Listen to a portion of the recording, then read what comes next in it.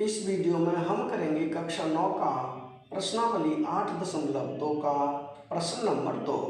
प्रश्न है ABCD एक समचतुर्भुज है, यानी कि ABCD ये एक समचतुर्भुज हमने बनाया हुआ है। आगे है प्रश्न और PQR और S क्रमशः ये क्रमशः एक ही बार है, ये गलती से 2 बार हो गया है।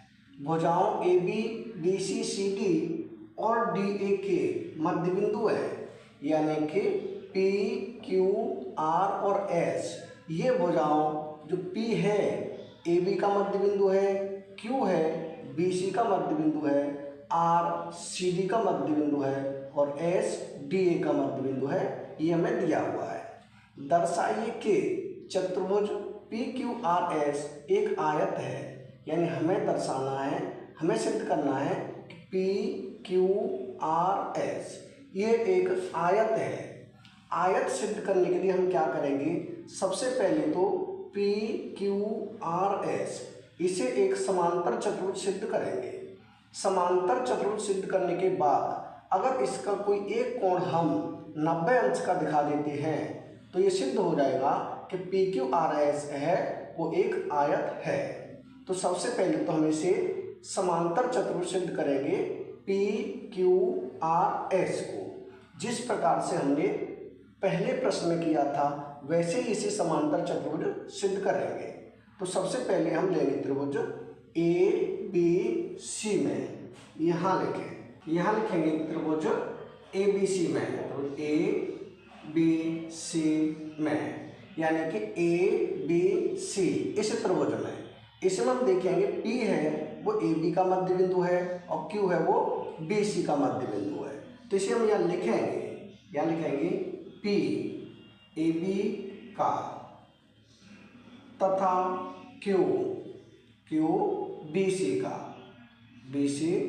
का मध्य बिंदु है। ये हमें प्रश्न में ही दिया हुआ है। तो मध्य बिंदु प्रमेय से हम देखेंगे PQ है वो समांतर हो जाएगा AC के और PQ बराबर हो जाएगा 1/2 AC के। ये हो जाएगा मध्य बिंदु प्रमेय से। तो इसे लिख देंगे, यानी कि PQ समांतर होगा AC और PQ बराबर होगा 1/2 AC।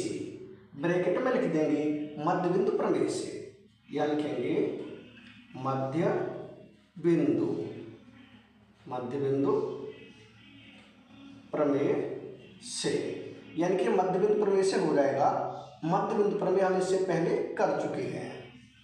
अब हम देखेंगे त्रिभुज ACD में। इस त्रिभुज में R है वो CD का मध्य बिंदु है, S है वो DA का मध्य बिंदु है, ये प्रश्न में दिया हुआ है। तो इसे हम यहाँ लिख दें, यानी कि R CD का मध्य बिंदु है, यानी कि R CD तथा S DA का मध्य बिंदु है।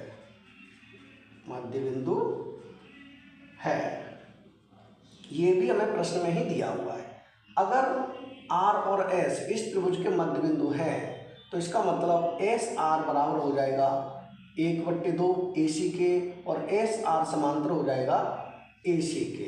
इसे भी हम लिख देंगे, यानी यहाँ करेंगे SR समांतर किसके होगा, AC के होगा और SR बराबर हो जाएगा 1/2 AC।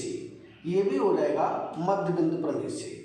ब्रैकेट में लिख देंगे, यहाँ लिख देंगे मध्य बिंदु प्रमेय से।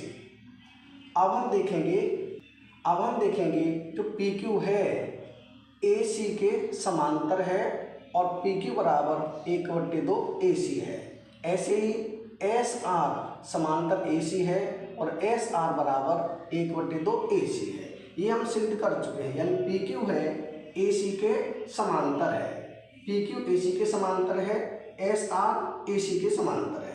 इसका मतलब ये हो जाएगा कि जो PQ है SR के समांतर है, या लिख दें PQ समांतर हो जाएगा SR। इसी प्रकार से जो PQ है 1/2 AC के बराबर है, SR है 1/2 AC के बराबर है। तो यहाँ से पी क्यू बराबर हो जाएगा एस आर। ये लिखें पी क्यू बराबर हो जाएगा एस आर। यानी अब हम सिद्ध कर चुके हैं जो पी क्यू है एस आर के समांतर है, यानी कि जो पी क्यू है एस आर के समांतर है, और पी क्यू बराबर एस आर है, पी क्यू बराबर एस आर है, यानी कि जो अपोजिट साइड है वो दोनों बराबर भी है और समांतर भी है। इसका मतलब ये हुआ पी क्यू आर एस एक समांतर चतुर्भुज हो जाएगा। यहाँ लिखेंगे अतः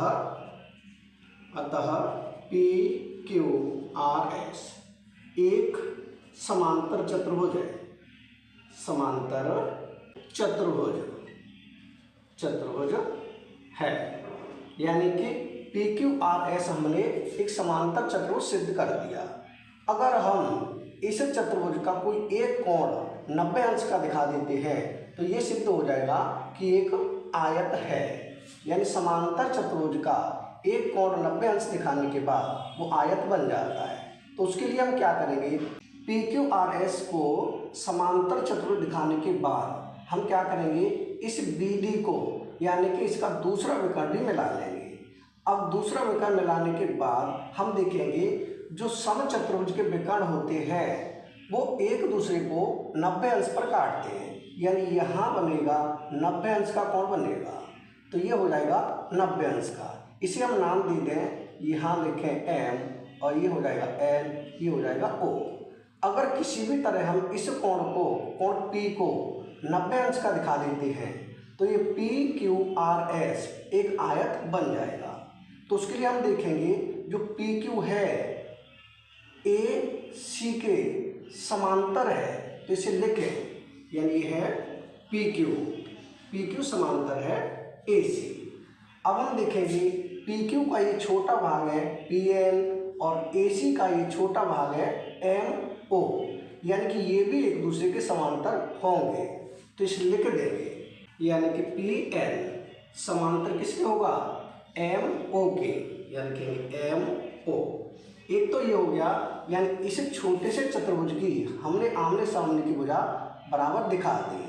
अब इसी तरह से हम देखेंगे इसमें, यानी कि पी एस ये वाली भुजा समांतर होगी बी डी के। बी डी के समांतर क्यों होगी, क्योंकि एक समांतर चतुर्भुज है।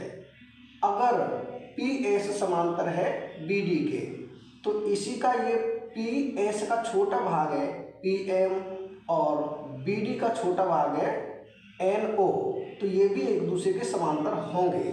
जिसे हम लिख देंगे, यहाँ लिखें पी एस यानी कि ये पी एस समांतर है बी डी के, यानी कि बी डी। अगर ये पी एस समांतर बी डी है तो पी एम समांतर होगा एन ओ के। यहाँ कर दें पी एम समांतर हो जाएगा एन ओ के, क्योंकि पी एस का ये भाग है और बी डी का ये भाग है, तो ये दोनों हो जाएंगे समांतर। इसका मतलब पी एम ओ एन ये बन जाएगा एक समांतर चतुर्भुज। यहाँ कर दें आगे, यानी कि पी एम ओ एन एक समांतर चतुर्भुज होगा, एक समांतर चतुर्भुज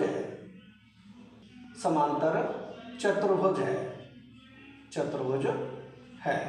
और हम जानते हैं कि समांतर चतुर्भुज के जो समूह कोण होते हैं वो होते हैं बराबर। यानी ये 90 अंश का है तो ये भी 90 अंश का होगा।